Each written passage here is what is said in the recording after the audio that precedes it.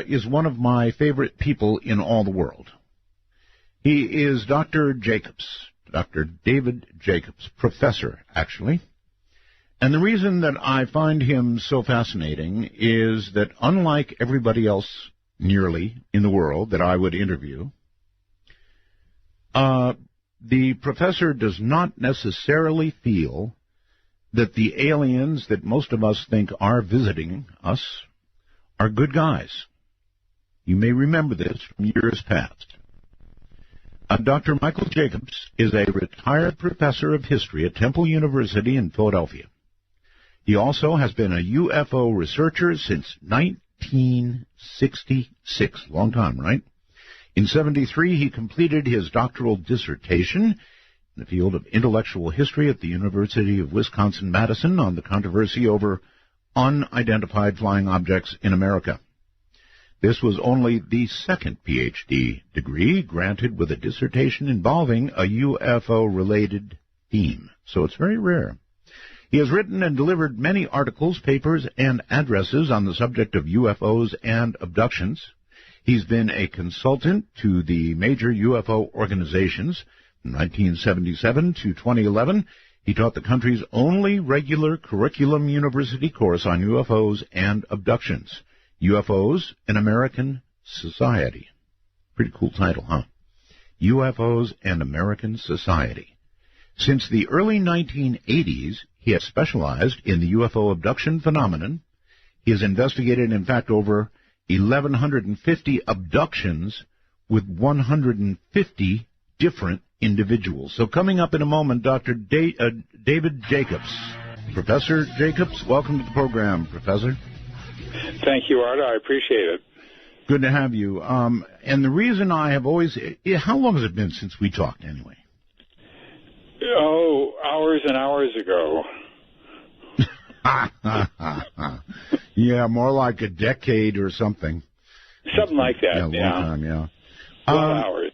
And the reason that I have always enjoyed you so much is because I have always said that these things, these creatures, these entities, whatever they are, coming to Earth, are, in my opinion, not at all necessarily our friends. And I know that you have, in fact, written a book on that subject, and that you probably agree with that. And you're about the only one, frankly. Everybody else thinks it's kumbaya time, and they come down to advise us every now and then on our poor ecological maintenance of the planet. Yeah, to me, it's just, well, it's unfortunate. I just never get that. I never have gotten it, and even Bud Hopkins didn't get that. He might have gotten it a couple of times, but the majority of the times he never got that. And it's all a matter of the agenda that one has going into the session. It's all a matter of the questions that are asked, and the ability for the person who's doing the questioning to analyze what those questions mean, as opposed to just accepting them at face value.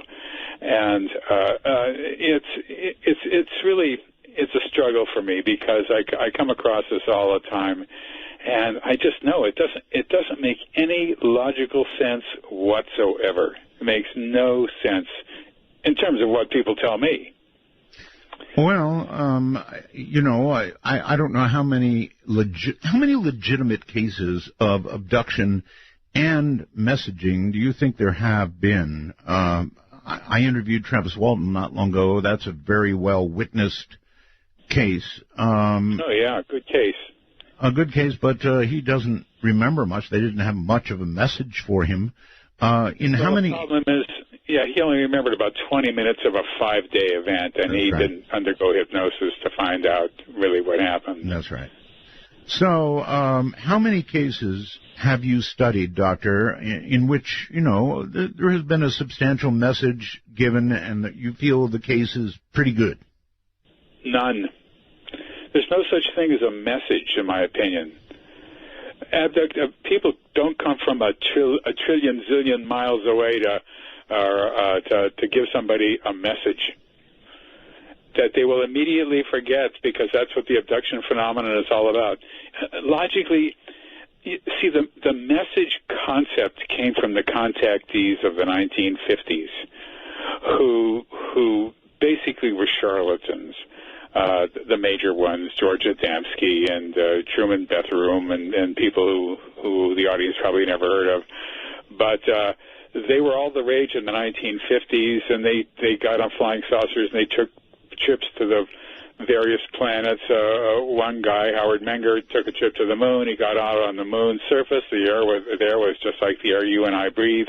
He had dinner with the king of the moon, you know. And other ones go to Venus, and it's wonderful, it's great, it's a paradise on Venus, so sort of forgetting to talk about the fact that it's 800 degrees on Venus. There's, you know, these, and they were always left with a message.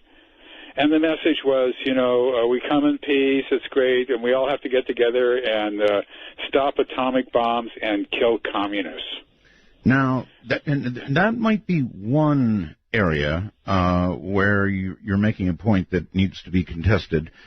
We did have UFOs over missile silos, and they actually turned off the ability to launch. That's pretty good evidence of that. And then the Russians had a very similar incident. And other than that, you're right, but I mean, those two are standouts. Yeah, but those aren't necessarily messages. We don't know what happened there. It could be that their very presence in some way screwed up the electronics, like car stoppages, which for UFOs, you know, there's thousands of those. People say that their car will slow down and stop, and after when they see one of the UFOs in its proximity. Yeah, but they weren't hovering over high emission Volkswagen factories. They were hovering over ICBMs. Right. But still, we can extrapolate that as a message, because but there's still so many other things it could be that the message just fits into one of many. For the messages of today, generally speaking, the messages that people have, I've read about, you know, that they're personal messages to the person that deals with the problems of the earth, ecology, yes, and that's right. Climate and things like that, all sort of current stuff. And it's not a concept in the UFO abduction phenomenon. It's nonsensical. You have to understand that the abduction phenomenon begins in infancy and goes with great frequency all the way into old age. It stops somewhere in old age. We're not sure when, but so people have hundreds and hundreds, and I know that sounds crazy, hundreds of abduction events.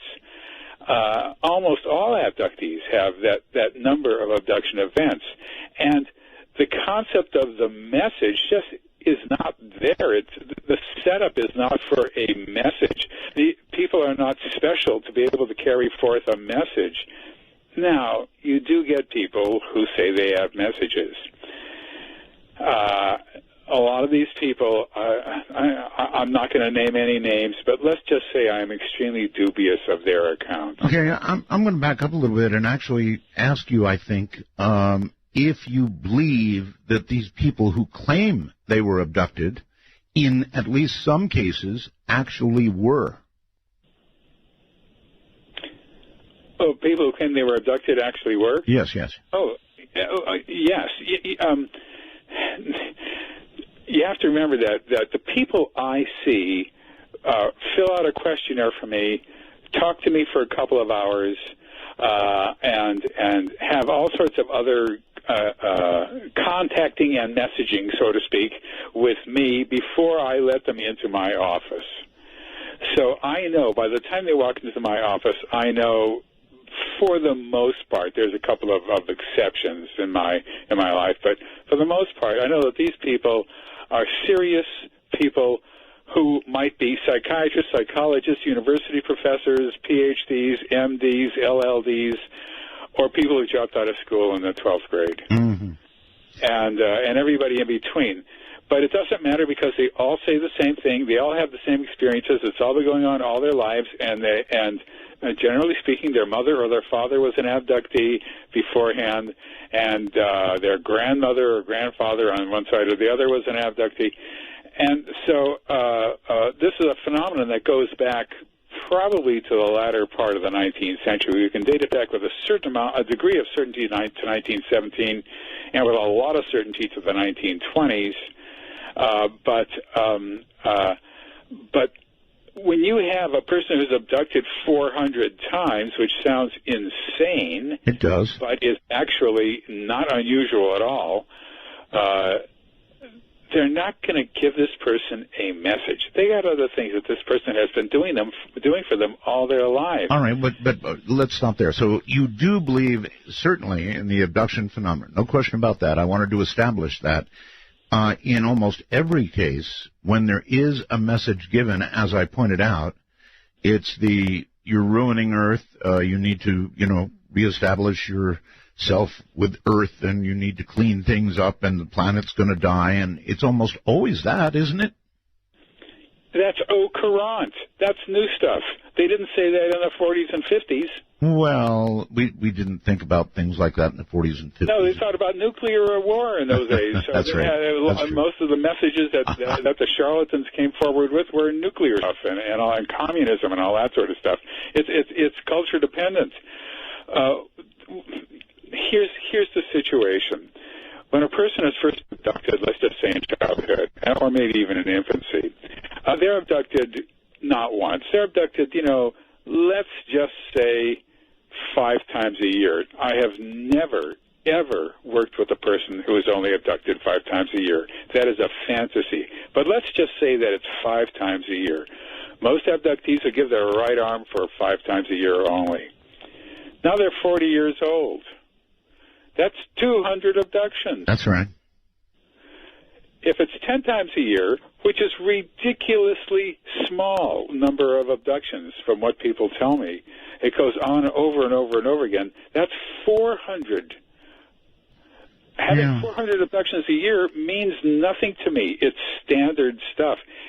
Same thing with abductees who are real abductees. They know they've been abducted throughout the course of their lives.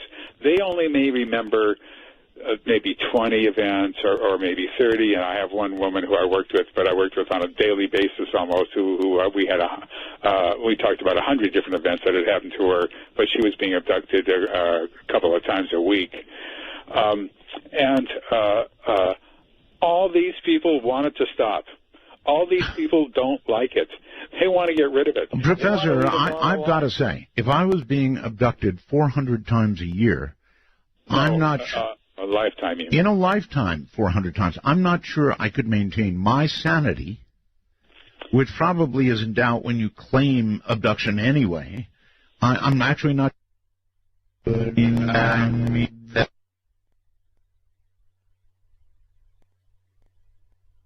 They don't remember any of them. And the ones that I see or other serious researchers see are the people who have bleed-through memories and remember some events happening to them and don't know what those events were, and they want to find out. They've been thinking about it for years, and they just need to find out what happened that time when they were driving along the highway and they were in one spot, and then it was 2 hours later, and they were in the same spot. And they think about that, and they think about that, and they want to clear it out. They want to find out. Generally speaking, with the questionnaire I have on my website, they've undergone a whole lot of other things that they don't attach to abductions. But abductees answer these kinds of questions in huge percentages, and non-abductees usually just say no. And so it's a clandestine phenomenon. And when you're secretive, the first thing that you have to do to maintain secrecy is prevent the person who's being abducted from remembering it. That's why it's so difficult to do, and why you have to have hypnosis, and why more people aren't coming forward, although there's thousands and thousands and thousands who've already come forward. So getting a message and remembering the message like I said, it makes no sense. Well, all right. Then I'm taking it that you generally put a person under hypnosis, and that's the only way they remember what happened, right? Sometimes people remember what happens in a single event. They don't remember other events, but they remember one thing, and they consciously remember what happened to them. Now, here's another problem. And my next book is going to be How to Do Hypnosis with Abductees, because it's a tangled mystery. When they consciously remember the events that took place during their abduction, which might have been 5 years ago, might have been last night, whatever it is, they're notoriously inaccurate. Most people think, well, if a person remembers it just straight out, it's got to be real, it's got to be accurate, they've got to know it and all that. And the answer is no, that is not what experience tells us. It's notoriously inaccurate. But even under hypnosis, you're saying it's notoriously... No. This is just conscious memory. Oh, I see. Okay. And so, under hypnosis, how would you qualify the percentage of accuracy relayed to you? The first session, I'd say 60% accurate, 40% not so accurate. Second session, 70-30. Third session, maybe 80-20. By the time you get to the fourth session, you're in the 90th and above percentile. As people get used to it, because the questioning that I use, anyway, is just straight chronological and logical. All right, but does it become so chronological that as you go through the series of hypnotic sessions with them, they build on their own story? No. We do a different session, a different event each session. Unless we left off in the middle of one for some reason or other, we'll continue on with that one until the end. But I try to do a different event each time. And the one that they consciously remember, which might have happened 20 years ago, for example, that's an important one for their life because they've been thinking about that for 20 years. So I don't like to do it until the fourth or fifth session when they get used to the remembering process, they get used to being relaxed and focused. So, Doctor, when you get these people under hypnosis, what typically, if there is a typical, what typically do you find out? Well, basically they all say the same thing in terms of procedures that are done to them. We used to concentrate on table procedures. They're put on a table, they are under control. They can't run, they can't scream, they can't swing, they can't kick. Right. Besides that, it's been going on all their lives, and they know the routine. Their clothes are removed in an empty room if it's a large UFO, or just if it's a small UFO, just in the one room that they have. And they're placed on a table, and sperm is taken from men, eggs are taken from women. There's a touching process, which appears to be some sort of an examination of the person's body, but the examination, in my opinion, is a neurological examination. It's looking through the sympathetic and parasympathetic nerve endings and all that, and the neurological system there, the neural system, I should say, and that's my best guess. But I've just heard hundreds and hundreds of these things, and I always wondered what they were doing, and that's my best guess. And it usually involves sperm and eggs with the respective sexes. We've known this since the very, very beginning of our knowledge of abductions. In the Antonio Villas-Boas case in Brazil of 1957, the guy who was abducted said that he was forced to have sexual intercourse with a human-looking female, and he couldn't control himself. He just had to do that. And then she allegedly, I'm not sure of this, but she allegedly pointed to her body and then pointed up, and he said that he felt like he was being used as a stallion to improve their stock. And the odd thing about that sentence in 1957 was that there's a certain prescience to it. I mean, it does figure into the reproductive program that they have. Then in the next one that we heard about, which was in 1961, the Barney and Betty Hill case, they took sperm from Barney, who found it to be such an embarrassing event that when John Fuller wrote the book Interrupted Journey about their experiences, he had Fuller take that part out of the book, wow. which was actually a gift to humanity, because nobody could then claim that other guys that said they were taking sperm from me, they just picked it up from the Barney and Betty Hill story. They couldn't say that. Well, if you look at, for example, Whitley Strieber, something very embarrassing happened there as well, and Whitley is such an honest, straightforward guy that he talks about it, and it's not easy for him, Dr. Jacobs. Not easy at all. He's very emotional, very about it, very upset about it, but he tells the truth, and he takes a lot of heat. A lot of heat. Well, but for Barney Hill, the Barney Hill story was Betty and Barney made into a movie in 1975, a TV movie, and a best-selling. Of course, Whitley's book Communion was a best-selling book too. That's right. But before Whitley, nobody could blame it on Barney in terms of their memories were confused because they saw the TV movie or whatever it was. It just wasn't there. I see. And with Betty Hill, they stuck a needle in her navel, and she said that they told her that it was a pregnancy test. Now, in my estimation, that was confabulation, and they probably did not say that because it still remains a unique sentence that they had that no other abductee has ever said.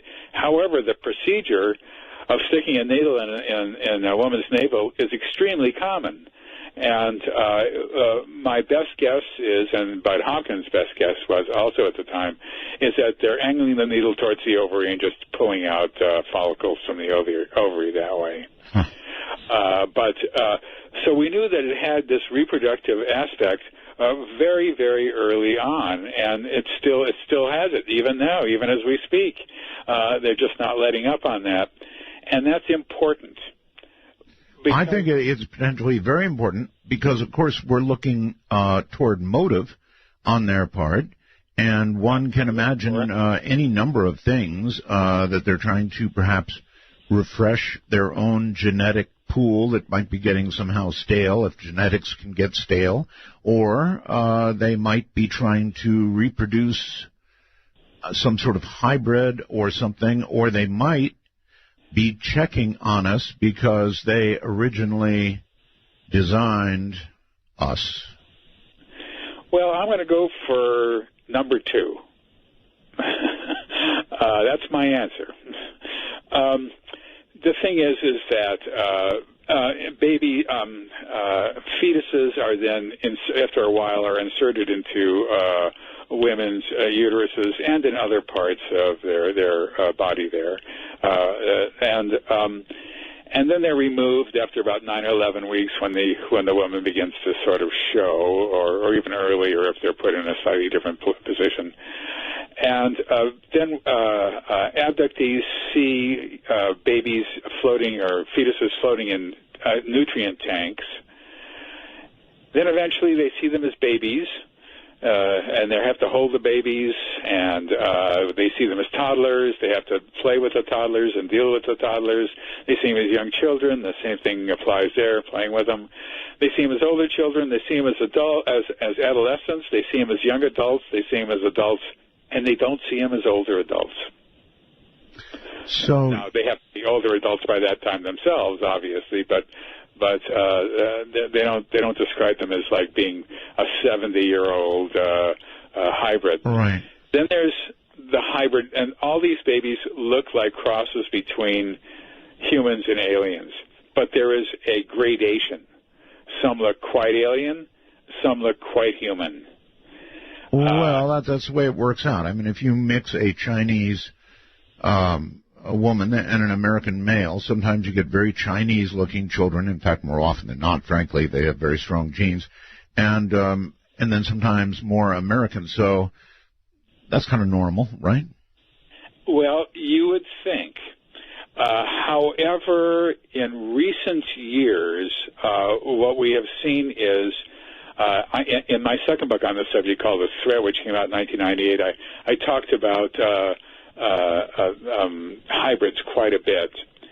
And what the gray aliens would say from time to time is that soon there was going to be a change. Soon everyone was going to be happy. Soon everybody would know his place, and it was going to be wonderful. It was going to be great, and the change was coming soon. And I knew that soon in some way meant an introduction into the society by human-looking hybrids. I tried to get the abductees to tell me what soon meant. You know, did it mean 1 million years? Did it mean 5 million years? Did it mean tomorrow? May I stop you for a moment? Yes. Originally you said that they're not really giving us messages. Correct. And yet this would appear to be a message. Well, it's not a message telling us to do anything or that there's something about the earth. Right. No, that's the way most messages are these days, or giving them the chemical analysis, how to do a chemical analysis of some bizarre something or other, or physical or astronomical. This is just soon we're all going to be together, you know, okay. and a lot of abductees have reported this. But you can't really take it as a message. It's just something that is said. But we never knew what soon meant. Well, in the book that I just published a couple of weeks ago, Walking Among Us, I think that that we're in the change now, and it started I don't know when it started, but I first started hearing accounts starting in 2003 that I had never heard before. Now, I've looked at 1,150 different incidents with people. Right. And most of them are pretty much the same. In fact, I sit on a chair, and there's a little day couch or day bed in off my office here, in my home office, and I will ask these questions, and what's happening next, and what do they do next, and they're talking to me and talking to me and talking to me, and I'm listening, and I'm listening really, really hard, and I'm really hard. I'm really listening hard, sure. And I realize I'm listening so hard I'm dreaming. I have fallen asleep. I've heard these stories hundreds of times. It's soporific. And people have asked me, are you asleep? Uh-huh. And I say, oh, no, not me. Oh, not me. No. What happens next? You know, and oh, God. All right, so it is your contention that these hybrids now walk among us. Right. Well, the point is that soporific aspect of these of the accounts is extremely important, because everybody, no matter who they are, oh gosh, I'm going to have to. I hear it. You're getting a phone call, right? I don't know, unknown name and an unknown number, and I'm going to pull this thing out. It's 1 o'clock in the morning almost. Somebody's calling. Yes. Anyway, so you have to have that constant sense of people having the same experiences over and over and over again, no matter who they are. That's very important because it validates everybody. In 2003, I began to hear something I never heard before. And that's unusual. And what it was a guy who I had talked with. I had 4 sessions with him, I think it was. His name was Bernard, and he told me that he had just remembered that he had a friend, and this was a really good friend of his named Eric, and Eric was a great friend of his. It was his best friend, and he just never remembered him before. But yeah, Eric, yeah, and he didn't know what Eric's last name was, and he didn't know where Eric was from, or whether he was married, or whether he worked, or anything like that. But he'd known Eric, and Eric was really a good friend of his. And so, which of course makes no sense whatsoever. It's senseless. You can't have your best friend and not know his last name. Right. So we did a session on that, and we did various sessions. He got on fishing trips with this guy. They've been to restaurants. They've been visiting here and there. They've been in other countries together. This is not evidence. All these accounts from Bernard were not evidence unless somebody else begins to say the same thing without knowing about what Bernard was saying.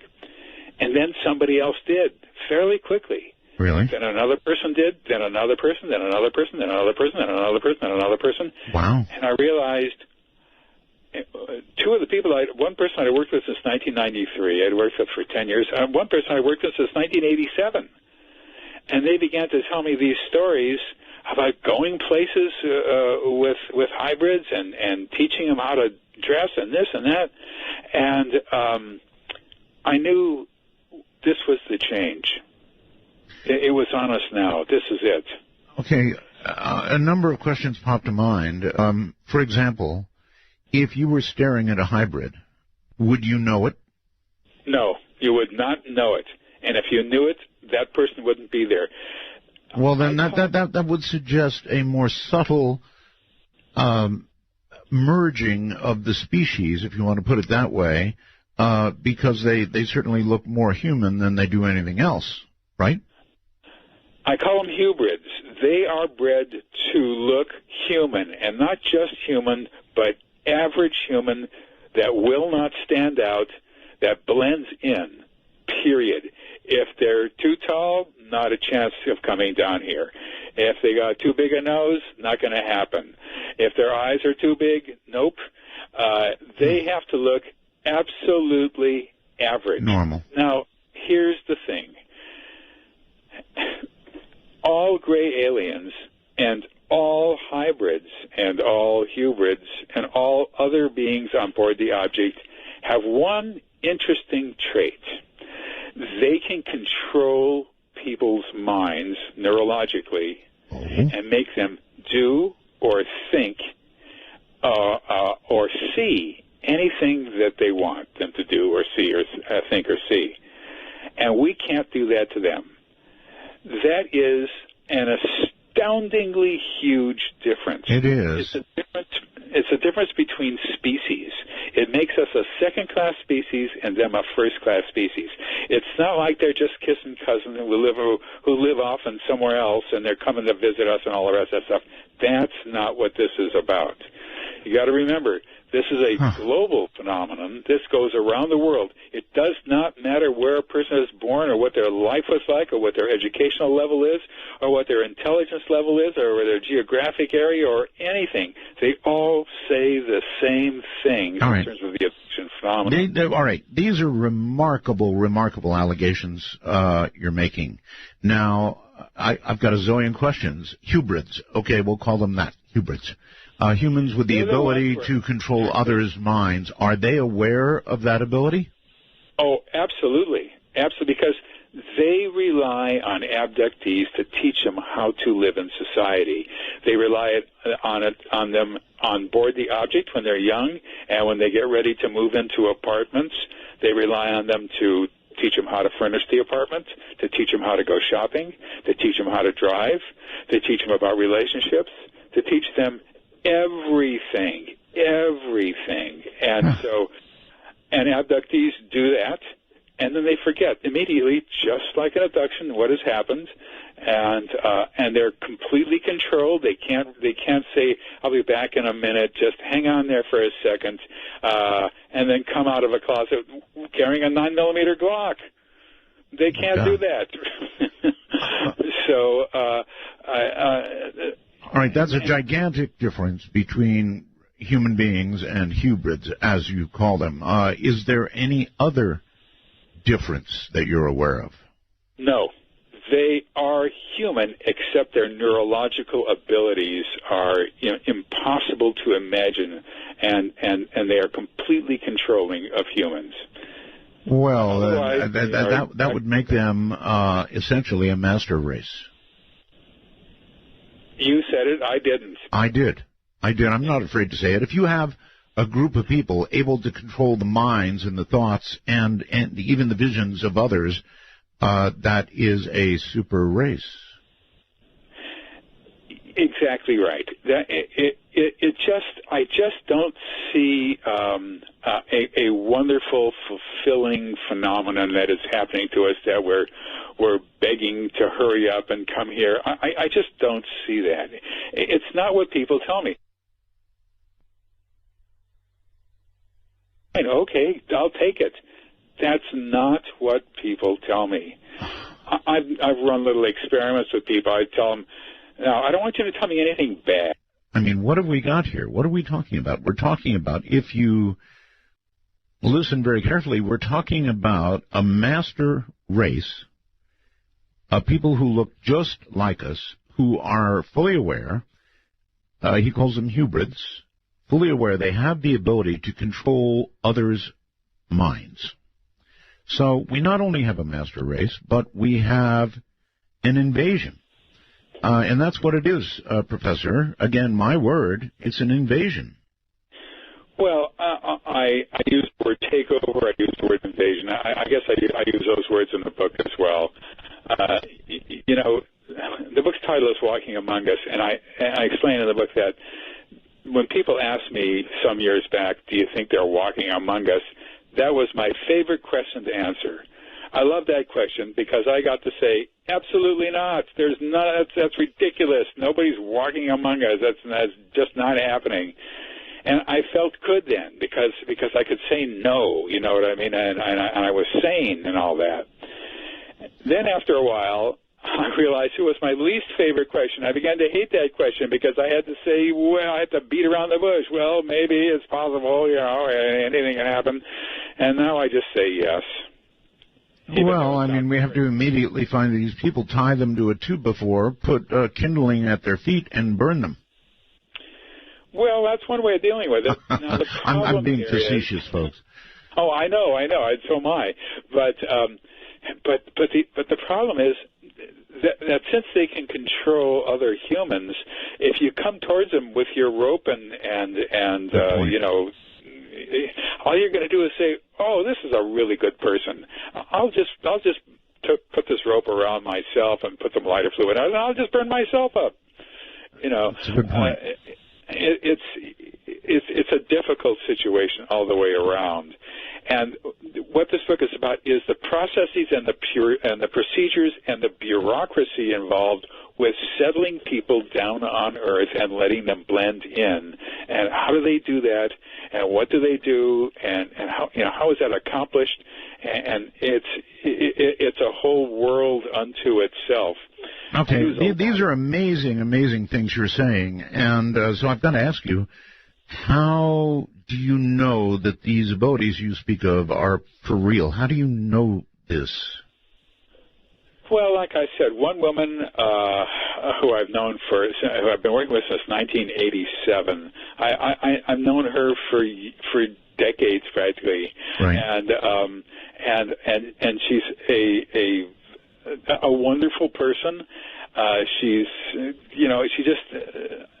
just honest. She's an honest person. Everybody I've worked with who's in this book has been an absolutely rigorously honest person. And here's something else that people have to understand. People come to me who are high-functioning people, who I mentioned before, university professors and yes. psychiatrists and psychologists and medical professionals and all that. And they're coming to me to examine their abduction experiences, knowing full well that if anybody finds out about this, it would destroy their careers. Absolutely, positively, without question. Mm-hmm. All a psychiatrist has to say is that I've been abducted by little gray men from another planet. That's all they got to say if they don't ever want to work in the mental health field again. That's right.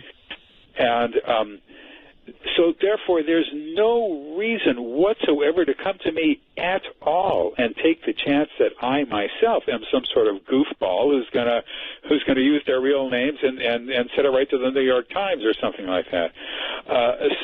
But they're taking that chance because they desperately will want to know what has been happening to them throughout the course of their entire lives. and they can't figure it out, and they need to have help by a person who can help them figure it out. There's no reason to do that if they're faking it. They never tell anybody afterwards. They never write a letter, an article saying, "See, I faked it. It's great. See, this guy Jacobs, he's a jerk. He fell for it." That just doesn't happen. All right. But let me be again. I want to be straight on this. So, you're basing your claims on the fact that you have been told this by person after person after person under hypnosis that has been abducted or complains that they were abducted, right? They were abductees, and they've been abductees in childhood, yes. All right. Am I to assume that, for example, there was a minor, I guess what we would consider a minor genetic modification made to what turned out to be these hybrids with this ability that we've been talking about to control thoughts? Well, there is a spectrum of hybridization. It's probably a smooth curve, but what I've done is bifurcated it into different types, just to sort of get a handle on it. Like, for example, hybrids who look half alien and half human and really look weird, they have specific tasks on board a UFO. They usually take care of babies and very small children, for example. Mm-hmm. And there's other ones that have tasks as well, who would not be able to fit in here, and they're just part of the program. What we're looking at is a massive global program of hybridization that's going on. The ones who are moving in, though, are the culmination of the program, of the actual physiology of the program. Now comes the social context, which is moving in. The thing about the hybrids is that they are 100% loyal to the ones above, as they call them, which means the ones who are calling the shots, who are in fact, and here comes controversy, the insect-looking ones. I call them insectolents. They are the ones who are in control and calling the shots. They're the ones who tell other people what to do. They give orders. They don't take orders. All right. I might as well stick my neck out and ask, since you've determined all of this, have you determined what their motivation is, what they intend to do with these hybrids? No. How's that? Well, it's a good flat answer. Right. We don't know the motivation. In other words, we don't know the ultimate why question. Why are... Now, I'm projecting this ahead. I'm calling this global acquisition. I hate to say it, but you have to remember, this is a global phenomenon. It's not happening. If I found it in my corner of southeastern Pennsylvania, it's not possible that this is where they were setting down the first hybrids to blend into the society. It's just not possible. If I found it here, it's happening everywhere. And so, the chances are so much against it. So it's happening everywhere, and that includes Pakistan and Japan and Korea and all through Latin America and all through Europe, of course. And that's what that means. I think. It seems to me. I'm extrapolating here. So the question is, well, why are they doing this? What is this all about? If I call it global acquisition, maybe I'm wrong. Why are they doing this? And we don't know the answer to that. Now, the interesting thing about not knowing the answer is that this is a phenomenon. The abduction phenomenon is either psychological or it's happening. There's nothing in the middle. With UFO sightings, there's plenty of middle. You see something up there, everybody sees something up there, and it's not a UFO. They think it's a UFO, they report it, their investigation, and it's not a UFO, it's a plane, it's a blimp, it's a cloud, it's whatever. Yeah. And with this phenomenon, it's either psychological or it's happening. There's no way you can explain it in another way. It's not sexual abuse in childhood, which is nonsensical, and has no science behind it whatsoever. Mm-hmm. But the fact is, though, that if this were psychological, they would make up the why. just like they're making everything else up. What's to stop them from making up why? Because they want to, play bowling ball with the planets or something like that, or because they're protecting us from ourselves, and it's around the world, and they have to do it because they're going to wreck other planets or whatever, and so, but the insect-like ones simply do not tell their motivations. And when sometimes people ask hybrids, why are you here? What's the point of all this? They'll say, my job, my task is to live here. That's all I know. That's all they know. They don't know, in other words. God. What you have said is so astounding.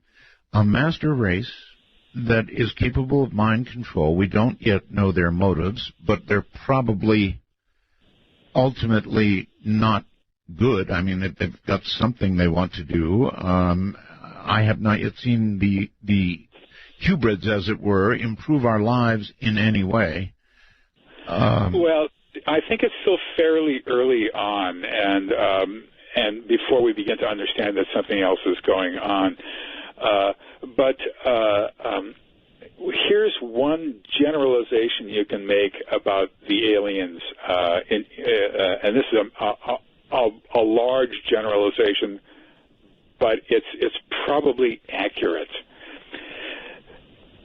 Doing this, planetary acquisition as I call it, in some way benefits them. Sure.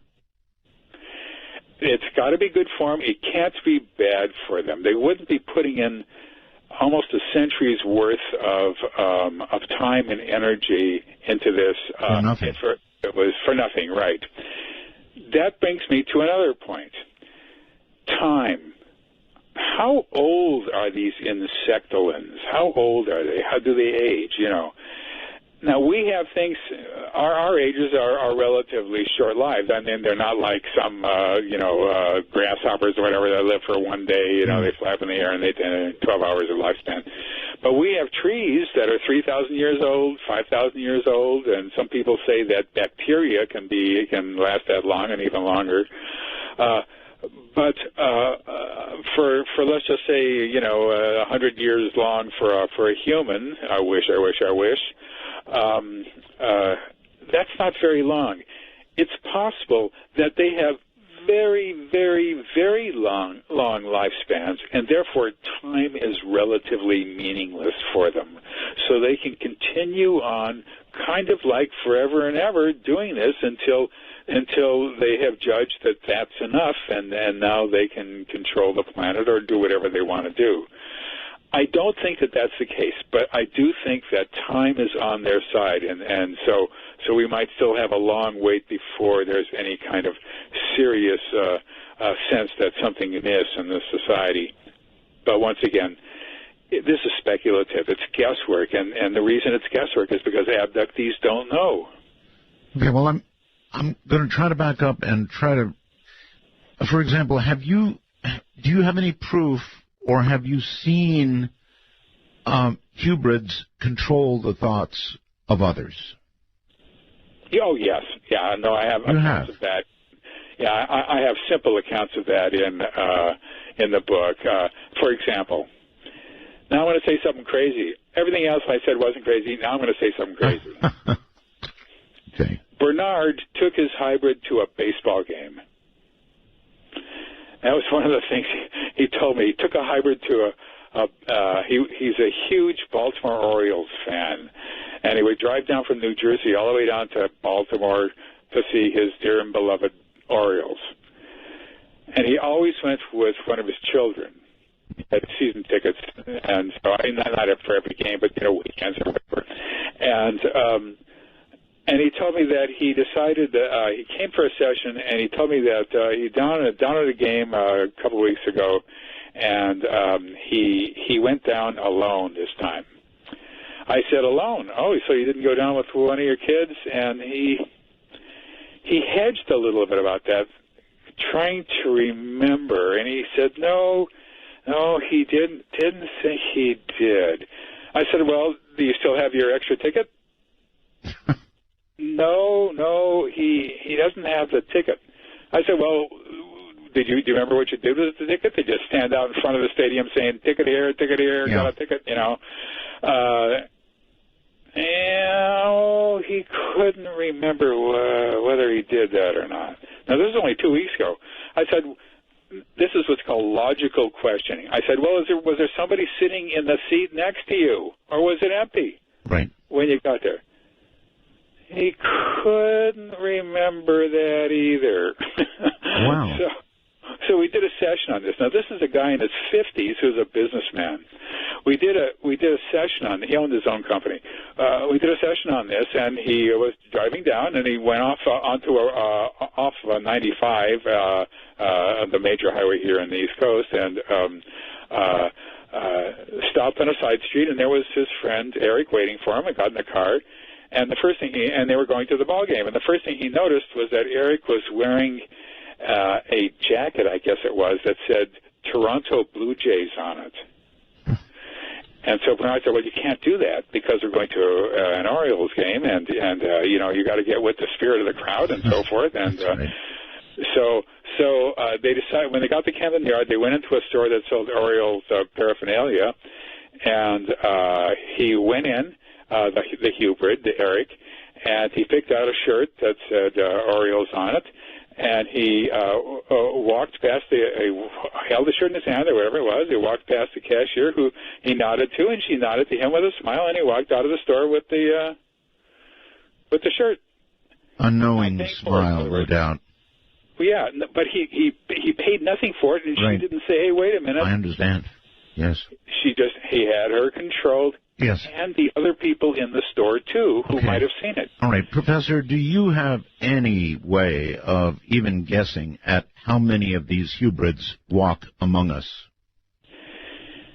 I don't, but I know it's one hell of a lot. The thing is, we know that there's thousands and thousands and thousands and tens of thousands and maybe hundreds of thousands and almost certainly millions of people who are hybrids in the United States. I'm sorry, who are abductees in the United States. We know this roughly from our Roper poll, and both Hopkins and I have gotten thousands and thousands of letters and emails from abductees. I get them every day of my life from around the country and around the world. And so there's a lot of them. But when hybrids come down and are attached to an abductee to help them move in and say that, you know, you have to have towels and a shower and stuff like that, that they're also seeing other abductees. It's not like they're waiting a couple of days for things to settle down or whatever. They're seeing other abductees as well. So each hybrid has a group of abductees who help them, and we know therefore that there's a lot of abductees, but there's also one hell of a lot of hybrids being put into place. One of my people showed me took a photograph of an apartment complex where they were moving in at a place near Scranton, Pennsylvania. I drove up there and drove around, and all I got was very suspicious looks from the locals who lived there. It was not exactly in a high crime area, but it was not a palatial mansion area either, and I couldn't tell. And I had it in my mind that one of these days I'd get some political paraphernalia, and I'd knock on people's doors handing out pamphlets for local candidates somewhere, and I'd have a hidden camera on my body, and they'd open the door and they'd say, no, I don't know what that is, go away, but I'd have a picture of each person and maybe get the abductee to identify, but that sort of never came to fruition. All right, well, some of these, Professor, may be my words, but when you begin talking about hybrids, creatures that are only part human, the part we see mostly, that are capable of that are capable of mind control. Yep. All this orchestrated by an insect-like race of aliens, right? That are creating a master race, and are conducting an invasion of Earth. And, it's nothing short of that, what you're saying. You may not use the words. It may be me that used the words, but I'm just putting together what you're saying. You're going to scare the holy you-know-what out of people. I've already done that to myself. I mean, there's nothing that isn't scary about this. I look at I have two young men who are my sons, and I look at the future for them, and I think, oh my God, what's going to happen to them? I wish I was on the other side where everything was loving and wonderful and benevolent and environmentally friendly, but that's just not what people have told me. As I was saying to you before, I would tell people I don't want to hear anything bad, and then I would order them, do not tell me anything bad. And then do hypnosis with them, and then they just tell me the same thing. They couldn't care less what I say. All they remember is what's happening to them. They don't. It's not my feelings they're trying to deal with. They're trying to deal with the reality of what's happening to them.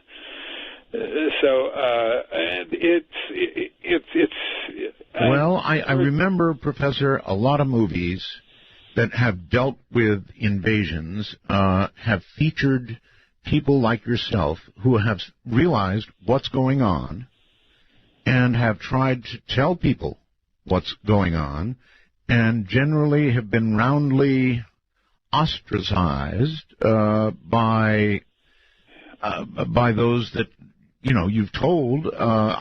For example, let me ask, have you run this by any of your colleagues? Well, here's the thing about academics. When it comes to UFO abductions, yes. Well, let me start with scientists first. Okay. Scientists have discovered something that goes faster than the speed of light. And what that something is the speed at which they get stupid when they talk about abductions. It happens faster than the speed of light. It's a miracle. And academics in general are pretty much like that. I've only had two people in teaching at Temple from 1975 to 2011. I only had two people who ever engaged me in conversation about the subject. Both of them were in the liberal arts. Not a single scientist, not a physicist, an astronomer, a chemist, not a single scientist at Temple University in 37 years I was there, or whatever it was, asked me, Jacobs, what the hell is all this about? What's going on? What's the matter with you? Are you nuts? Not a single person said that to me. Not one ever. Yes, but how many have said, my God, Professor, you're right. What do we do? No, that's not going to happen. Not going to happen. You have to remember, I received more publicity at Temple University to everybody's embarrassment than any other person outside of the sports program. And yet it did not pry loose one scientist to walk over to my office and say, what kind of an idiot am I? I would be glad to answer that question. I'm an enormous idiot, of course. But the fact is, though, that is generally speaking the entire scientific community in the United States, with the exception of those scientists who got interested in UFOs and stuck with them years and years and years ago, most of whom are now, like me, long in the tooth. Right. But I mean, even among UFO researchers and paranormal investigators, what you're saying is really uber. I'm not sure what to say. It's over the top, so to speak. Yes, over the top, so to speak. Because there has got to be some sort of dastardly motive to this. You would not go through what these creatures are going through to put these kind of hybrids on Earth unless it was because, as you pointed out, we have relatively short lifespans. So are they building toward generations? Are they trying to get millions of them here or a certain number before they do whatever they're going to do? Yeah, don't know that. But my guess is yes. They've got to get a certain number here before they can do what they're going to do. Okay, but that would have to occur within a certain lifetime. Or have you determined that hybrids, when they breed, either with other hybrids or humans, end up producing more hybrids? What happens there? They end up producing more hybrids, probably, and that depends on what happens. I do know that when hybrids have had intercourse with abductees, they then get pregnant, and the fetus is removed about 10 or between 9 and 11 weeks, just as if they had an embryo inserted in them, but it bypasses some of the procedures on tables. However, this is different, and so we don't know yet whether or not hybrids can, in fact, have children with abductees. We don't know that. We do know that they are not to have sexual relations with female hybrids. Oh, how do we know? How do we know that? Hybrids have said this, that they have to, they stick with regular humans because otherwise I guess they think that it's just not spreading out the phenomenon enough in some way. I don't know. But what hitting on a female hybrid would be useless. Yeah. What's the point? The point is you want to spread your seed, so to speak. Right. Well, she doesn't want anything to do with it, though, right? No. I'm sorry. Say that again. I said she wouldn't want a thing to do with it. If by she you mean the female hybrids, right. No, they have to mate with humans. They have to have intercourse with humans. And males have to have with human females. Okay, so you're saying that hybrids may not mate. They may not mate. That is correct. They are told they cannot mate. They should not mate. They are not supposed to, and they follow orders.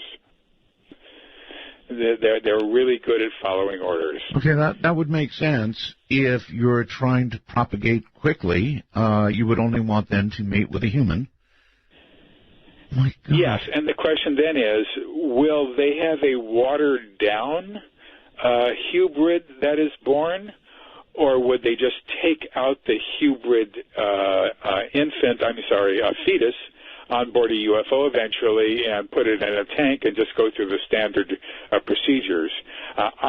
We don't know that because, as far as I know, with the women whom I've worked with, they have not reported feeling pregnant as a result of hybrids. All right. I don't think. I'm thinking of maybe one exception. Professor, hold on. This is such incredible stuff. I mean, if everything we're hearing right now is true, I don't think that I have ever heard anything like what I'm hearing tonight from Professor David Jacobs. Boiled down to this, it seems to be the many, many abductions that he has studied over the years, and it is many. 1,150, over 1,150, involve sperm and eggs. I'm sort of summing up here so that you all are with me, I hope.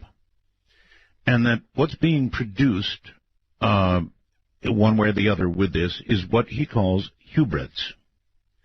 Hybrid humans. Hybrids, he calls them. This would be a race of people who look just like us, indistinguishable from a normal human. In fact, normal to the point of almost being odd. In other words, no outstanding features that would mark them or let us recognize them in any way. So the close-in norm, right? The normal human. They're capable of mind control. This is all being done by a race of aliens that are insectoid. What it amounts to, according to the professor, is an invasion of Earth. This is an invasion of Earth, and it's underway. It's apparently well underway. Professor, do you have any indication of when this aspect of it, the hybrids, began? Well, like I said, I started hearing about it in 2003. It's almost impossible for me to have heard about it first, as just after it happened.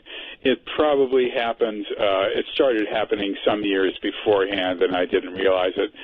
But the people who I had been working with weren't talking about it, and then suddenly, a bunch of them started talking about it. So I knew that it had reached here in the southeastern Pennsylvania or Pennsylvania area.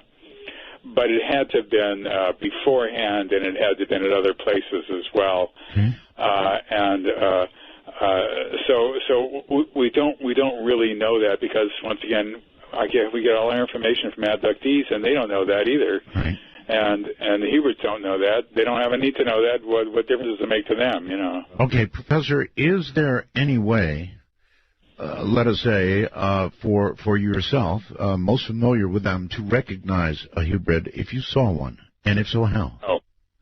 No, there is not. So if you see a weird person who looks weird, has big eyes, is strange, and talks weird, they'd be okay. Yeah, he's just a weird guy, that's all. So all these people would appear abnormally normal, if you can put it that way. So to speak. Yeah. All right. I get questions, Professor, as we go on with the program. Chris in Madison, Wisconsin, asks a pretty interesting question. Can hybrids read our minds? Yes, they can. They can tell what you're thinking. They have to stare at you. They can tell what you're thinking. Now, having said that, it's not as clear cut as you might think. It is possible for abductees to hide things in their mind. How they do this, I don't know, and have other thoughts come to the forefront, which they will be glad to have the person know. But in general, yes, they can read. I'm going into the fine points here, but in general, they can read people's minds. They talk telepathically, which automatically gives them entree, and they can do other. I won't even go into it. They can do other things. They can stare at people from a distance of an inch or so right into their eyes, just like gray aliens do routinely for humans that we've known about since I wrote my book Secret Life back in '92, and they can do that also, and they can dig deeper, and they can see what a person was doing, and they can do most of the things neurologically that gray aliens can do. I'm actually sitting here in shock, and I imagine a lot of people sitting and listening to this are in shock right now, or they're saying, "Oh, this guy's nuts." Yeah, well, that's probably all true, including the last part. But the thing is that in my 1998 book, The Change, it sort of said that this was going to happen. Not all the details, but there was going to be this change. Soon they would all be together, and everybody would know his place, and all that sort of stuff. And so there was a harbinger of it years and years and years ago. And when I wrote Secret Life, my first book, in 1992, my whole mindset was different, because I thought at that time that they were here to experiment on us, that they were interested in us, that they were learning about us and all that sort of stuff. And I kind of kept that mental set in my mind all the way through the book.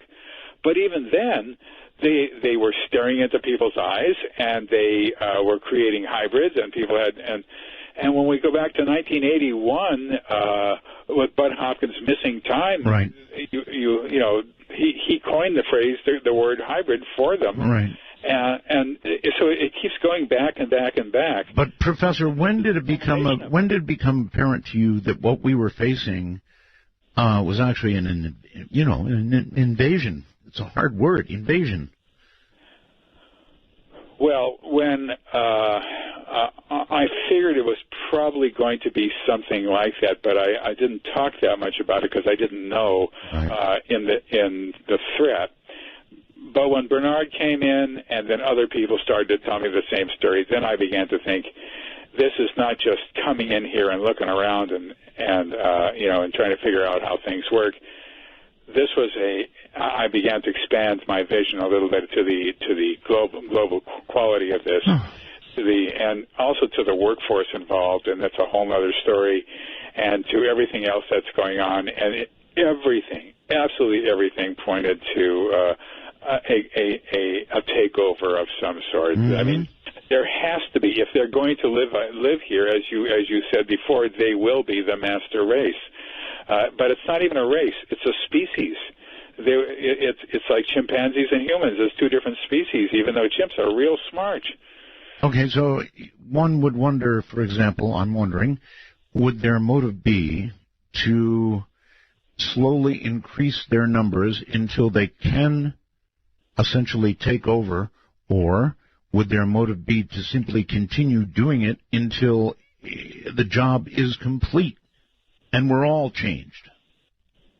Yeah, and I don't think it will advance that far. I don't think you have to have everybody on Earth being a part of the game, so to speak, part of the hybrid world. I think that there has to be my guess is, now once again, I'm just speculating, but my guess is that they'll reach a critical mass at one point when they can control just about everybody, and that's all they need. Oh, that would be all they would need. And it would be indeed a takeover, and at that point, one has to wonder what use they would have for those of us not part of it. That's something that I have thought about. A couple of people have said that there will be a group of humans who are left over as a breeding stock in case something goes wrong with parts of the program or whatever. But it hasn't been said by enough people for me to think that this is what's going to happen, and so I'm unsure of that. But it could be, and there's nothing wrong with that. I mean, I don't see any flaws in it. It's fine. Except, of course, that the whole thing is criminal. But the fact is, though, that once again, we just don't know the future. Maybe you might even want to call it a war crime, actually. Whatever it is, it ain't good. War crime fits it just fine, actually, because this is, as you have described it, an invasion, which makes it a war, unless you just want to let it happen. Right. It's an invasion. I'm not sure if we could actually reject it or put up a defense to it. Oh, Ollie. So I don't know if it's a war. Now, there's a guy named Mike Mencken. Mike Mencken is a really good man, and what he does is he's figured out that if they're going to control us telepathically on board a UFO or to abduct us or whatever, which they do, of course, why not put the head in a person's head in a helmet or something, or try to stop whatever energy is going out of our brains and into their brains and vice versa, and see if you can interrupt that. And so he makes these what look like World War II aviation pilot hats, although he's got some sort of baseball type hats now and other hats that have a certain kind of filling in them, a plastic type of thing or whatever it is, that abductees say actually does prevent abductions. The problem is that you can't wear them 24/7. And so there's plenty of opportunities to be abducted anyway, but it gives people comfort and relief, at least for a certain time. Now, here's the situation. Mike is a good guy. He's a great guy, and I like him a lot. But what we need is a group of heavy-duty scientists who put their heads together and try to figure this thing out and try to see what kind of countermeasures we can come up with. Professor, Tina in Oregon says, well, we're screwed. What a brilliant way to take over a planet. I wonder how many in power are hybrids. Well, I don't think they've gotten to that point yet. I think it's much, much, much too early for that. You know, most of them have no idea what the name of the country is. They don't know. They never ask, and they seem to know nothing about politics. One thing that they are frightened of, and various people have told me this, is violence. But it's not violence in terms of war. It's violence in terms of having young hybrids picked on by violent humans, let's just say in a park or something. I completely understand. That concerns them. But one of the first things I noticed very, very early on when I was doing research for Secret Life is that when these beings talk with abductees on board a UFO, they never ask them questions that have to do with American organizations or institutions or political structure or anything like that. And I thought early on that's so odd. And then I realized the reason that they probably don't ask questions about that is because we will be living under their institutions or top-down governments or whatever it is. Are there any indications at all, Professor, that they are making final plans to bring this to their logical, whatever their logical conclusion is, I guess the end of us in a way? Yeah, I haven't heard that yet because the process of taking eggs and sperm is still ongoing, and but I have heard something that I had not heard that I had heard before in bits and pieces, and I didn't pay much attention to it. But now I've heard it in much greater detail than ever before, and it's distressing. And it has to do with some abductees, not all, and not even the ones that are helping, not all the ones that are helping hybrids, but just some abductees who are being trained to do the work of hybrids and gray aliens. Stare deeply into people's eyes, make them do this, make them do that with their minds. Find people who live in another state through some sort of apparatus that they can look through, but still dealing with their minds, and teaching them basically how to be hybrids, even though they're not. And they don't want to have anything to do with this whatsoever. And they feel like they're that even when they're teaching children how to get dressed, they feel like they're traitors to the human race. You know, there's this guilt that goes to them, even on board the object. And but this business of training hybrids with other hybrids who sit next to them, teach them how to do this, on how to stare into a person's eyes, how to make a person think he's, for example, I had this as one of the examples, make a person think he's jumping off a cliff in a room and force him to do that even though he's scared to death and doesn't want to do it. And that is another abductee. And there's a lot of stuff that I didn't put into the book that's even very, very, very routine, getting abductees to stand up in another room, and there's a wall between you, and walk into the room that the one who's being trained to do this kind of stuff is standing in. All right. Could they, for example, control another person to the point of causing that person to essentially take their own life, commit suicide? I don't know, but I would not be surprised if they could do that. I don't know, because they got this one guy to think now this is a little bit more complicated, but to think he was jumping off a cliff, and they did not want him to go to the point of actually jumping off the cliff, because he would just fall to the floor and he might, as the alien said, be damaged. So well, it might be a great way to practice getting somebody to actually do that. That's exactly what they were doing. They were just trying to strengthen the person's ability to control that other person, even to the point of jumping off a cliff. I'm telling you, Professor, in all the years I've done talk radio, nobody has scared me the way you're scaring me tonight. You're really doing a job on me. Yeah, well, it is frightening. There's no doubt about it. There's just nothing that's soothing about it. There's nothing that's calming about it. And once again, I don't have a stake in this. I wish it was calming and soothing. I would much rather hear that than what people are telling me. All right. What about this thought? If what you're saying is true, it seems to me that your life would be in almost immediate danger. That's going to be the subject of my third book, my last book, rather.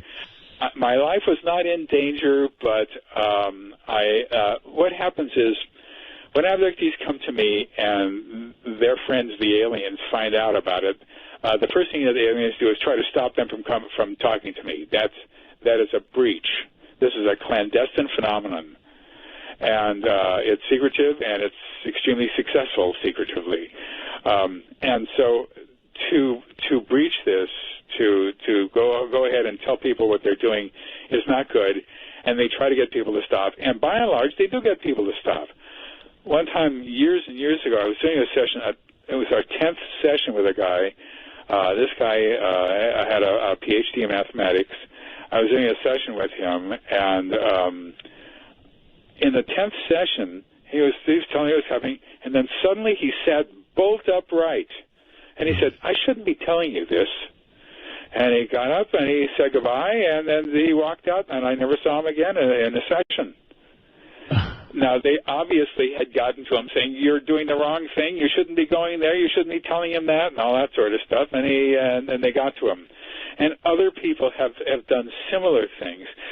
But this one woman was extremely resistant, and she kept talking to me and talking to me and talking to me, and they did all sorts of things to her, and they even have they have methods of violence that they use, and this has been reported to me by several different people, so I know that this is, and the methods are so somewhat off the wall that it's hard to well, it's not the first thing that would come to mind. All right, Professor, would you hold on? We're coming up on a break, and I'm going to take a moment early just to say, my God, are you all listening to this? I'm going to open the lines. I really think you need to be able to ask questions. So our public line is area code 952-225-5278. That's 952-225-5278. Skype in North America, of course, MITD51. And in the rest of the world, MITD55. In all my years of doing talk radio, I have never, ever run into something quite like this. This really is frightening. Oh, thank you. I'm going to put a few on the air with you from Skype, if that's okay. I mean, obviously, people are going to have a lot of questions about this. Larry, you're on the air. Hello, Art. How are you? You're listening to the show, right? Yeah, and I'm feeling the way you are. Yeah. But, Mr. Jacobs, my question is... the Professor Jacobs, actually. Oh, I'm sorry, Professor Jacobs. Did you ever run into any of your abductees that were able to maybe stop the phenomenon by invoking Christ? No, that question comes up every once in a while.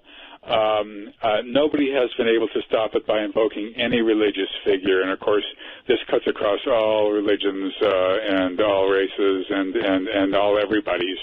But invoking the name of a religious person has meant nothing. Doesn't work. Okay, well, good try. That removes that one. Is there? I guess this is a pretty good question. Is there any defense that you can imagine or that you've thought of yet against what they're doing to us? You know, I'm not a scientist, that's the thing. And if the scientific community would pay attention to this just a little bit, they might be able to figure something out that could stymie them or slow them down or do something that would be beneficial for us. And I just don't see that happening in the near future. And besides that, this program is now so old. I mean, it goes back down to the 20th century that and their technology is so unbelievably advanced that I just can't imagine stopping it. It just, I mean, maybe they could, but I actually talking about this. No, I know, but I mean, that's an obvious question. I mean, there's got to be some defense. There's got to be some way to fight back. Right, and there must be some way. There has to be some way, and it's up to the scientific community to put their collective heads together and figure out a way to do it. But I'm a historian. I have trouble enough opening up a door handle. All right. Let's try another one. Chaz, you're on the air. Hello. Hey, Art. Hey, guys. How you doing? Well, I have a question. Yes. If we have no way of knowing whether we can defend ourselves against them, what were the medical conditions of the people that are actually being abducted? Did any of them have any type of diseases or ill health or anything like that, or were they all just pretty fit? Well, that's a pretty good question, actually. One of the people in my book, Allison, died in 2011. She had been with me since 1993, and the aliens did not do anything to alleviate her type 1 diabetes. And they didn't care. There's more where she came from. In other words, that's my sense of it. Miracle cures is not in their benefit. It points to something odd going on. And so we don't see miracle cures, although I have, in fact, cataloged a few of them in Secret Life when people were very young and were kids, and they, in fact, were cured, 2 different people of something.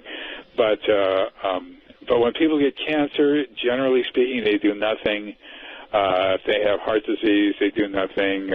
Look at Carla Turner, a famous abduction researcher, died of breast cancer, and they let nature take its course, knowing that there's millions of abductees out there who'll take a place. Yeah, I mean, why do anything? It just gets in the way of their goal anyway. So, just let nature take its course, I guess, and they proceed with their program, their insidious program. Yeah, abductees are killed in car crashes as well. There you go. Chaz? Thank you, sir. Thank you, guys. You're welcome. Okay. I sure wish there was...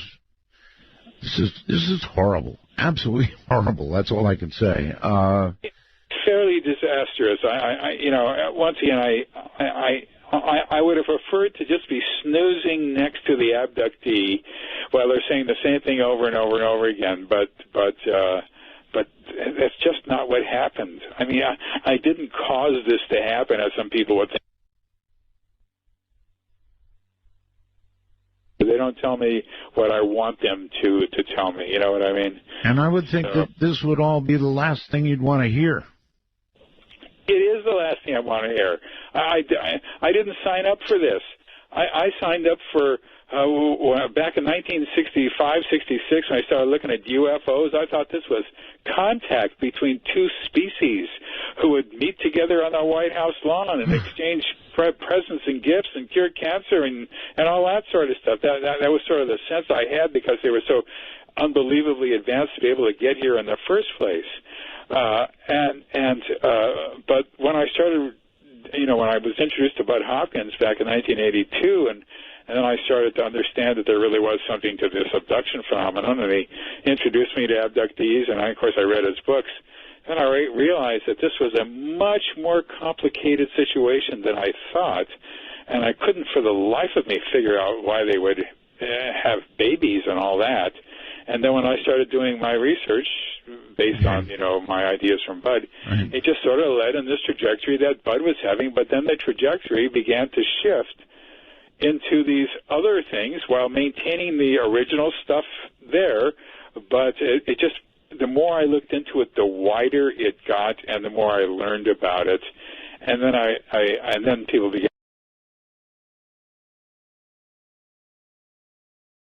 about these hybrids, and then I was off to the races, so to speak. This is off the charts scary. Karen from Toronto asks, the professor to explain the mechanics of hybrid human mind control. Does he have any taped recordings or documentation of what he claims the abductees have told him? Well, we have no documentation in terms of close-ups or, I mean, there's all sorts of shadowy photographs and all that, but there's nothing on board.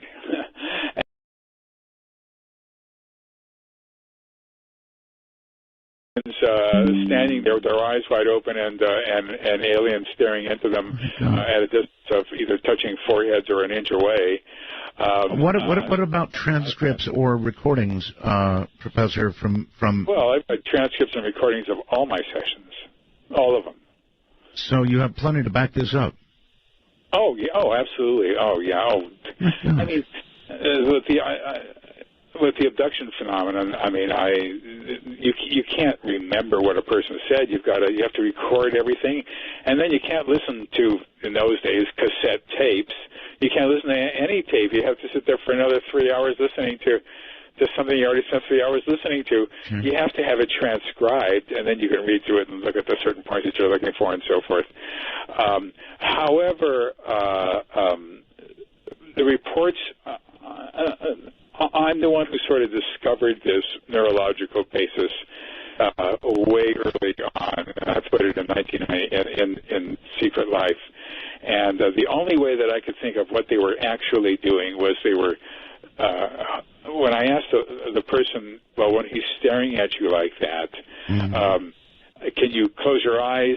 Can you avert your eyes? You know, can you do whatever? And they said no. They just looking straight ahead.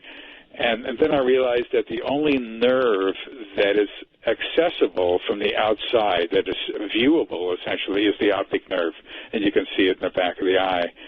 And my guess is, and this is I'm not a physician, but my guess is that they're hooking into the optic nerve and then using it as a conduit to go to any other neurological sites in the brain, and they can energize anything they want. They can add stuff, detract stuff. They can put images in. They can do all sorts of things. For example,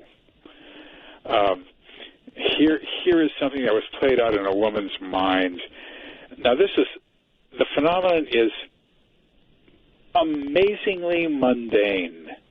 For example, she sees in her mind's eye. Now, I can't absolutely say it was a mind. She thinks it might have been in a screen or it might have been in her mind, but this is typical mind stuff.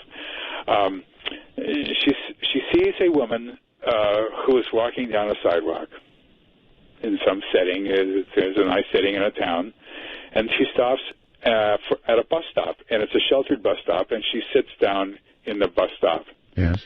There's another woman sitting next to her. The bus pulls up, the other woman gets in, and then she gets in, and she takes her money out of her purse, and she puts it in the bus stop money place, and she walks to the end of the bus or wherever, and she sits down. That's the end of the movie. Immediately, an alien turns to her and says, "What did she do wrong?" So the woman says, "Well, she looked pretty good to me. Everything was fine. She looked a little, maybe too nervous or something, but other than that, everything looked fine. You know, that's the level of learning that's going on here. And who would think of an image of a drama like that? How many Hollywood producers would have that as you know, as something that they could sell to a major movie company to capitalize on this drama? Here's another one. A 10-year-old kid, a growing, probably Hubert kid, comes down with to a woman's house. This is typical stuff. With a caretaker. He was an older guy in his 20s, and she takes him around the house and shows him this and shows him that and shows him other things.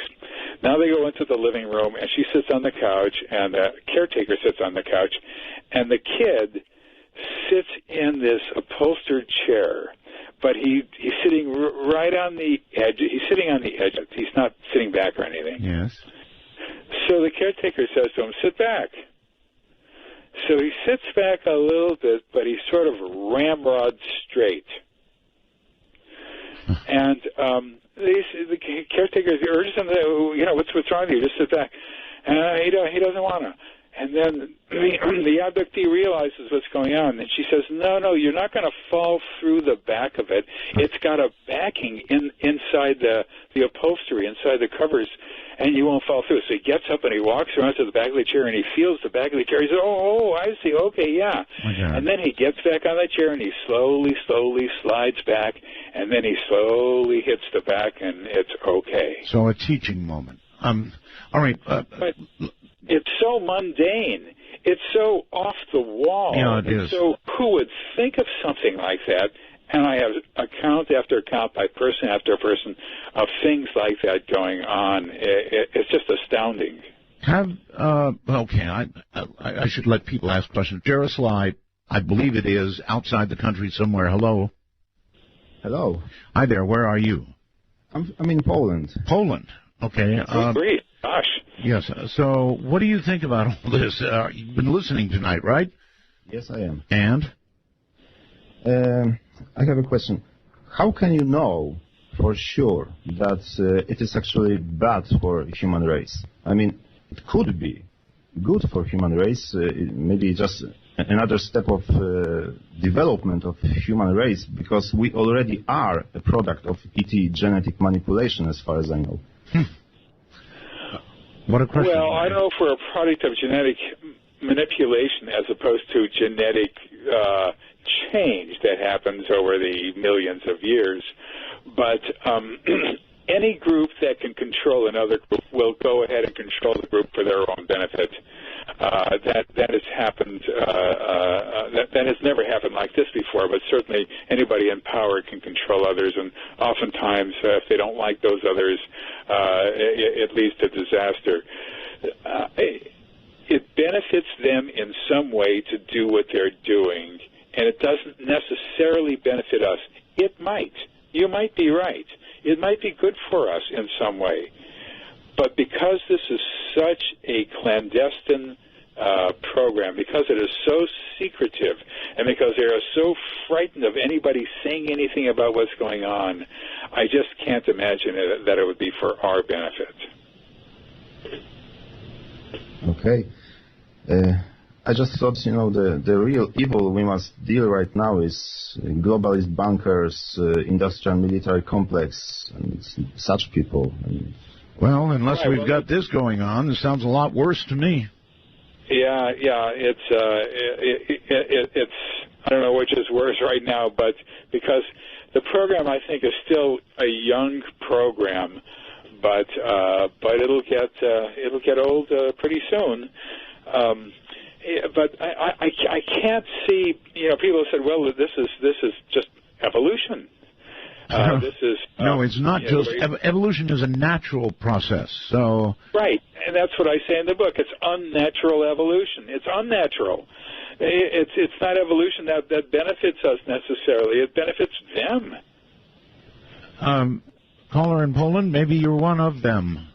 I don't think so. I've never have any encounter with ETs or UFO as far as I know. Okay. All right. Well, thank you for the call. And let me ask you, Professor, when you ask somebody something like I just did, kind of rude, I guess, what would their normal response be? I mean, would it be what he just said? I don't think so. Or...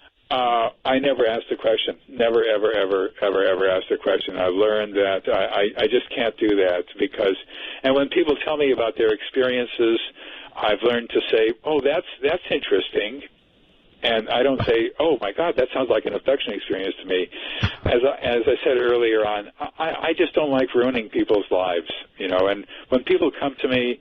Yeah, but isn't all this about to ruin all our lives eventually?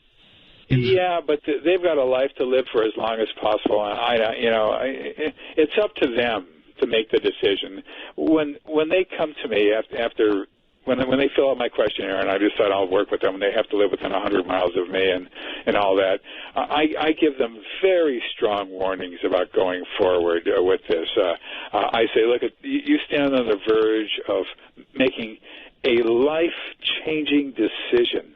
One of the most important life-changing decisions you will ever make if you do find out that something is going on. And the first thing that happens is you're isolated.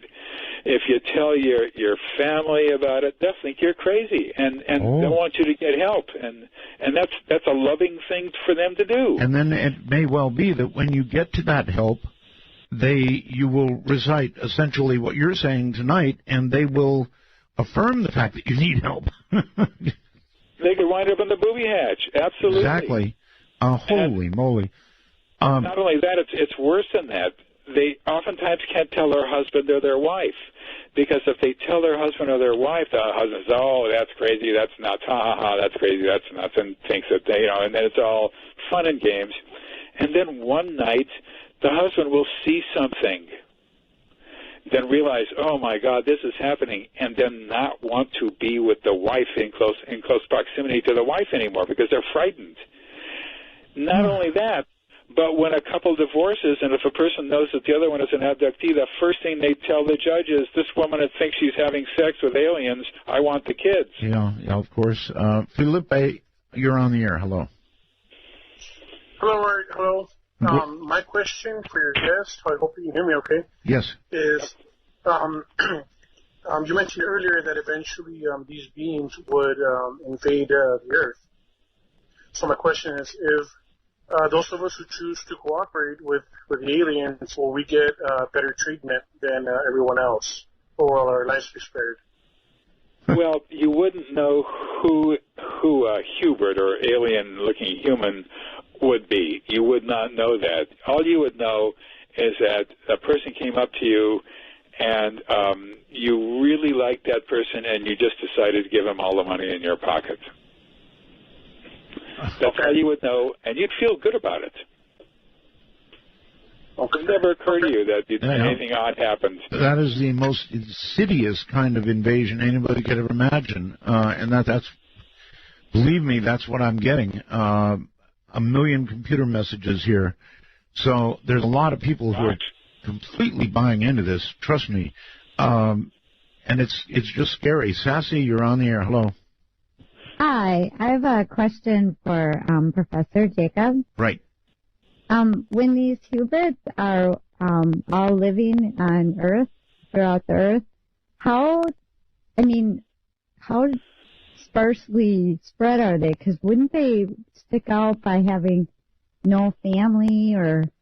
Well, they don't stick out at all. From what I've been told, if I've been listening, they are normal of the normal. In other words, they don't stick out at all. But they don't have any like siblings or parents or cousins. Yeah. How did they explain that?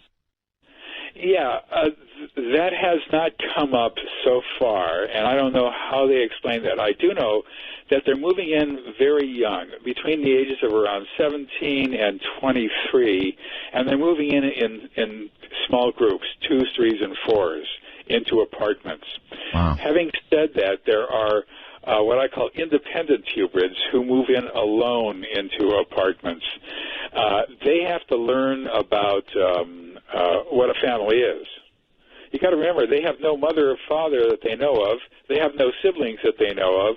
They don't know how old they are. They don't know about aunts and uncles and cousins, and they don't know if they do know, they don't know what part they have in a family. They don't know they learn all that from abductees. And if they say, they could probably eventually learn to say something, well, I'm an orphan and I was raised in an orphan asylum until I was older or something like that. I'm sure that they'll figure out something to say that the abductees will tell them what to say if that ever comes up. But it's an interesting question, and I don't know the absolute answer to it, but it seems to me that it's going to be easy to overcome. I'm not sure any of this is going to be easy to overcome. I mean, that for them maybe, but I almost don't see a way out of this. If what you say is true, then maybe the lady who said we're cooked has it right. We're cooked. Yeah, that's a pretty good phrase. I tend to think that. There's a chapter at the end of the book which is a speculative chapter. And one of the questions that I ask is, are we the first planet ever to have this happen to? Are we numero uno, number one? Do you have an answer to that? Yes. There's no possibility we're the first planet. It's just not possible. And I give about 9 reasons why it is not possible that we are the very first in the universe to have this happen. It's probably happened to many, many other planets as well. And there's some other questions that I ask, and I try to clear up this whole internet world of reptilians. Reptilians are reported from time to time. That's it. It's unusual. But every once in a while, somebody will say, well, this guy looks reptilian. I really don't like him. Oh, I hate this guy. He's horrible. Oh, God, keep him away from me. Yeah. Oh, he's angry. He's this, he's that. I said, well, is he hurting you or anything? No. Well, is he slapping you around? No. Oh, well, is he really aggressive to you? No. Well, what's he doing? Well, he's just doing his standard stuff that everybody else does, but I just hate him. I hate him. And I think I have a logical explanation for why they're there. I'm going to keep that quiet for a while because there's a lot of transcripts. There's not a whole lot of me talking in the book. Tyrone, you're on the air. Yes, Art. Why do they abduct one person 400 times instead of 400 people once for sampling? Yeah, there you go. Yeah, well, the key idea here is sampling. They abduct one person over and over and over again, not only because they give sperm and eggs, but because they have all sorts of different tasks to do on board the object. When they're kids, they play with hybrid children. When they're older, they teach other hybrid children how to do older, adolescent type things and all that sort of stuff. They have a world which they belong to, which they're involved with that they don't even know about, and that when they do learn about it, they wish that they weren't. Having said that, I don't know why people are abducted so often. It's ridiculous. It makes no sense. There's no reason for it, it seems to me. But well, no reason that we understand. It may well be. Right. It makes sense to them, and there is a reason for them. For me, I don't know. But this one woman, Betsy, who's sort of the star of the book, she was being abducted every other day almost for a couple of years, a year and a half or whatever it was. I can't remember exactly. Constantly. I would talk with her on the phone, or it would do instant messaging or email, and she would hear clunking going on upstairs, and she would say, "I think they're here. I have to get off." And we would do a session on what happened the night before, and sure enough, and this is a really wonderful person. Her life and her husband's and children revolved around the church, and she wasn't a person who was making up stories to lie to me and all the rest of that stuff. And I've known her since 1999. I'm still in contact with her. In fact, I was in contact with her just the day before yesterday. All right, Tyrone. Anything else? No, that's about it for now. But I appreciate the answer, Dr. Jacobs. Thank you very much. I wish I could give you a fully developed answer to why they're abducted over and over again over the course of a year, but I can't. Can you give us a fairly fully developed answer to this question, Professor? What you're saying tonight is so uber that it really has to be asked. How honestly sure are you of what you're telling us tonight? Well, having done abduction research since 1986 by myself, that is to say with hypnosis, and having heard people say things that are not true, yes, and having people confabulate like crazy at this, that, and the other thing, and learning that when somebody says something for the first time, it's not evidence. You gotta with other people. Right. And knowing some of these people for long periods of time, and knowing their families and this and that, I'm fairly certain that this is true. It's as certain as you can get with humans, you know what I mean? Unless you're actually looking in their window as a peeping Tom and watching them being abducted. All right, Professor. Professor, welcome back. Well, thanks for continuing to have me on. I'm not exactly the bearer of glad tidings. Not even close. Not even close. I don't know. Let's go here. Johnny, you're on the air, I guess. Where are you? Hi, Art. Good evening to you, Dr. Jacob. I'm Johnny Webb in London. A couple of questions I want to ask you over what's been said this evening. To answer the question about Jesus intervening, there was a testimony of a MUFON investigator terminating abductions as a life pattern by Joseph Jordan. And he says there's many cases out there where people have called on Jesus and apparently fallen back down on their beds. Also, my other question was, were you ever able to go into the past of your patients or future to see if they were contacted in other reincarnates? And also, have they managed to speed up the growth of hybrids? Okay, let's see. The first question was saying the name of a religious deity. Yes. What happens... This is the abduction phenomenon. The second question was what? About reincarnation. Reincarnation. The third question was... What was the third question?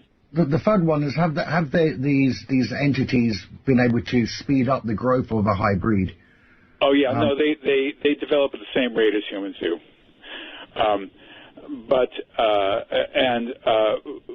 In terms of reincarnation, there's been no work done on that, and so it doesn't seem to have anything to do with the abduction phenomenon. But the question is religious incantation. Here's what happens, and this is a story of the problems of people who don't know how to do abduction research. They say, I said the name of Jesus, they were there, they left the room, and I fell back on the bed, and I stopped the abduction. Yeah, I've heard that.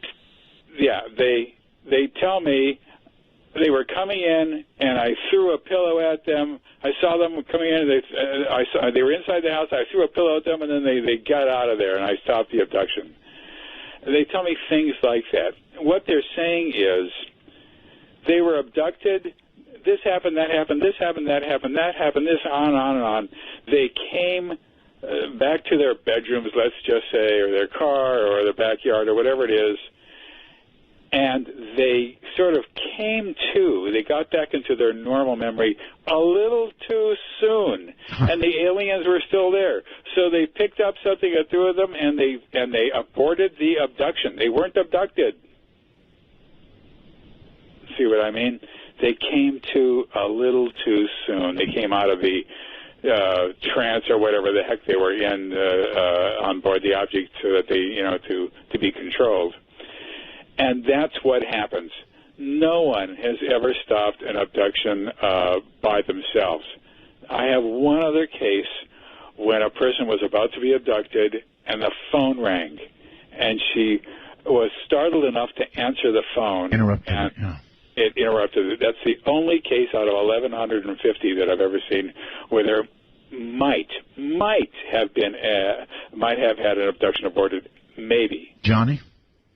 Well, in your book, The Threat, I remember you talking about, whilst being under hypnotic regression, that there was another entity in the room and they were conscious of you being in that spirit at time. Do you know what I mean? There was another person in the room and they were conscious of me? Yeah, so whether it was, one of the abductees, but there was an entity in the room and they were conscious of you being, in this present time, hypnotizing your patient, but the patient was letting you know that there's someone in the room with them who knows you're doing what you're doing. Yes, that does happen, and the answer to that is, don't do that. Stop doing that. You are not to do that. You are hurting us. that this gets them very, very upset, very excited, because it is, in fact, a breach of their secrecy program. I was saying earlier that this one woman had violence directed towards her in a very strange way. Ultimately, they couldn't stop her from seeing me, so what they tried to do was to find out where I was and maybe get me to stop seeing her. That's going to be the subject of a book of mine sometime when I'm about 109 years old. But needless to say, they never did get to me. I don't think they never got to me. But there's a story involved in why they didn't get to me also. So it sounds like we have several shows to do, Professor. Marion, hello there. You're on the air. Where are you, please? Hi, Art. I'm in Romania, Bucharest, Romania. Romania. Yeah. Okay. Do you have a question? Yes. The question is, what if the professor is a defector of theirs? Actually, not such a crazy question in a way, Professor. If I'm a defector? Yeah, if you're in essence a defector of theirs. I mean, who, me? You. Nothing strange has ever happened to me in my life, and I can remember all aspects of it, or some aspects of it, for the last 5 or 6 years. No, I can remember when I was a baby. I mean, when I was a little boy, and I've got pictures of me all the way through. And my mother was not an abductee. My father was not an abductee, and that's what determines it. If your mother or your father was an abductee, the chances are extremely high that you will be an abductee. But you can't be a defector. You can't get away. Most people, 95%, that's a guess, but it's probably a good guess, 95% of abductees around the world do not know that they're abductees. And even if they think that they're abductees, it's such a crazy subject. They just put it out of their minds to a certain extent, and they think it's dreams. But they know it's not, because it happens in real time. And they come back. People come back from abductions, and sometimes their clothes are on backwards. And sometimes their clothes, if they come back to the bed, their pajamas are off. They're not wearing their pajamas, or their pajamas are on backwards. Sometimes they come back wearing somebody else's clothes. And people are physically missing from their normal environments when they're abducted. Police have been called, and search parties, and this and that. And children have searched for their parents, and parents have searched for their children in real time, And people are abducted in groups and can confirm each other's abductions. If you want to hear a story about it. Is there a chance that you may be an enhanced exponent of this? An exponent of it? I want to see it stopped immediately. I'm not an exponent. I'm a person who has learned about it and now is telling everybody what I've learned. And you have to remember that this is a phenomenon that is global. It's worldwide, and it's been going on for a long time. And the only indication of it was the UFO phenomenon, and people could not make that connection until decades and decades and decades into seeing UFOs. And then they began to realize that there were people inside those UFOs, aliens, and they were here for a reason. They weren't here to just learn about us or to collect flora and fauna, as a lot of people thought for many years. They were here for a reason. Got it. Let's go to Joe very quickly. Joe, you there? Yes. Hi, Art, Professor. Second-time caller, Joe, San Diego County. Okay. Talking about the procreation, going back to how you're saying that these aliens procreated, that harkens back to the Middle Ages, at the 17th century, when the witch burnings and the huntings, Reverend Montague Summers and the Malleus Maleficarum stated that demons would come first as a woman to seduce a human male, and the semen would be used to not only fertilize for the demon, but then the leftover she would transform into an incubus, and therefore would seduce a woman again. And each time there would be DNA from the demons mixed in with the humans and passed on. And so it sounds so similar that maybe they've been doing this since the 17th century. Could that be possible? Probably not. And the reason is because we would probably know about it in some way, in people's diaries, in stories written, in other ways that we would be able to keep track of it. But in fact, now there's a huge flaw in what I'm saying, because in the 1920s, we know what's happening in the 1920s and the 1930s, and nobody said anything. So that may be wrong. But at the same time, we have been able to trace it back to the last quarter of the 19th century, and after that, we completely lose sight of it, and we also lose sight of airships. For example, in 1896 and 1897, there was a mystery airship wave, which was very strange indeed. A lot of people think it was folklore, but it didn't seem like folklore. Then in 1909, there were airship waves in the New England area. Then there was really not much that people reported. That's a critical event until World War II, and then there was the Foo Fighters in World War II, and right after World War II. Yeah, then there was the ghost rockets in 1946, and then the major waves of UFO sightings that people began to report in 1947. So there is a sort of trail that we can go through looking at this thing. But when you get past the mid-19th century, let's just say, it really drops off the cliff, and you're going to get similarities here and there in literature and in art and this and that. But you can't put a whole lot of trust in those things. All right, Joe and Professor, hold on for a second. Lance says as Art, this is the only coherent explanation of the whole alien visitation business that I've ever heard. The pieces have always been there, but Dr. Jacobs has connected the dots. If that's true, I'm scared too. Is that how you feel, Joe? No, actually, because, I don't feel scared. I don't feel like inciting panic or anything, but I feel this has been going on for a lot longer than, And it doesn't scare you? It doesn't scare you? I'm not going to live my life like that. I'm a cancer survivor, man. I am. No, you got to live your life. I'm with you there. I'm living my life, but I'm not going to be scared of that until I am face to face. Well, okay, Joe, but you may be face to face and not even know it. Right, Doctor? That is, if you asked me that just a few years back, I would have said, no, you're not right at all. But now I have to say, yeah, you're right. It's going to take me a while. We're coming toward the end of the show. We're not there yet, but close. I've got to digest all of this, Professor, and then I think we've got to do another program. Are you up for that? Not tonight. No, not tonight. I know. Not tonight. But I mean... sure, if you want, though. I'm going to... there's only so much I know about the subject. Yeah, but this is not the kind of thing you can just sort of lay on the table and leave it there. You just can't. Whenever you want me, I'm yours. All right, thank you very much. Here's Dale. Hi, Dale. Hello, Dale.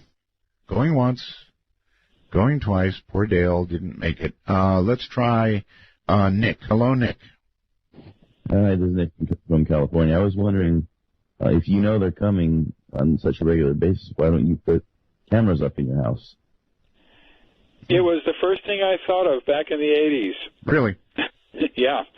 I put this is in the videotape days, and I put video cameras mounted on a videotape recorder at the slowest speed possible so that we could get 8 hours